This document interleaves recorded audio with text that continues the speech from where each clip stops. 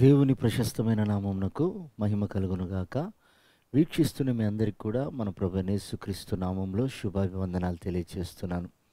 ఈరోజు మన దేవుని వాగ్దానం యెహోషువ గ్రంథం 1వ అధ్యాయం 9వ వచనం. నిబ్బరము కలిగి ధైర్యముగా ఉండుము.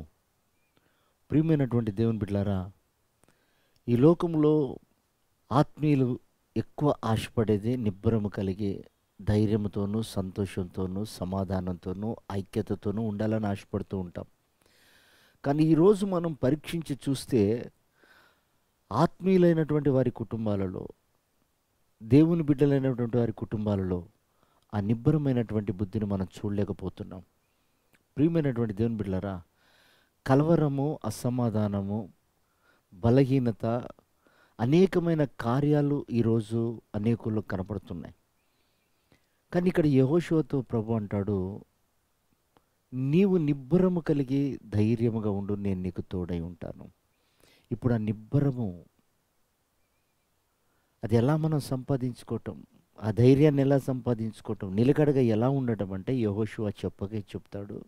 అతడు ధర్మశాస్త్రాన్ని చదివే విషయంలో అతడు యథార్థంగా ఉండేవాడట.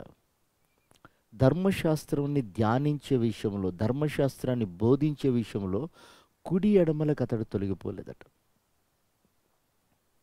అందుకే తనతో అంటున్నాడు, నువ్వు నిబ్బరం కలిగి ఉండు, ధైర్యంగా ఉండు, నేను నీకు తోడై ఉంటాను.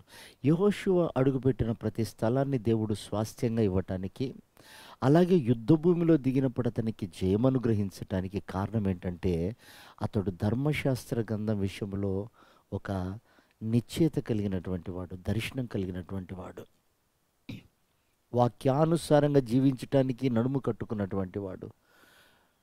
కనుక ప్రియమైనటువంటి దేవుని బిడ్డలారా, ఈ రోజున కలవరం దేనికంటే వాక్య పరిజ్ఞానం లేక, దిగులు బలహీనత ఎందుకంటే వాక్యాన్ని విశ్వసించలేక.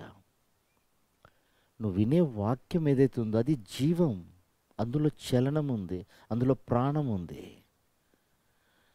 దాన్ని నువ్వు విశ్వసించకుండా ఏదో విన్నాము కదా, వెళ్తున్నాం కదా, వస్తున్నాం కదా, వింటున్నాం కదా అన్నట్లుగా ఉంటే అది మృతమే.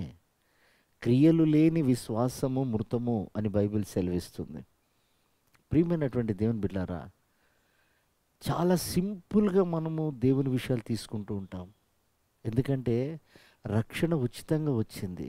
కానీ ఆ రక్షణను ఒకసారి ధ్యానించు.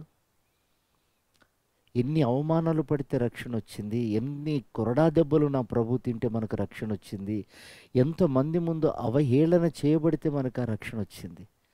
అలా ధ్యానిస్తే ఆ విలువ తెలుస్తుంది. అలాగే వాక్యము, దాన్ని ధ్యానించినప్పుడు, పాటించినప్పుడు దాని విలువ మనకు తెలుస్తుంది. కనుక అప్పుడు మనం సమాధానంగా, శాంతికరంగా ఉండగలుగుతాం.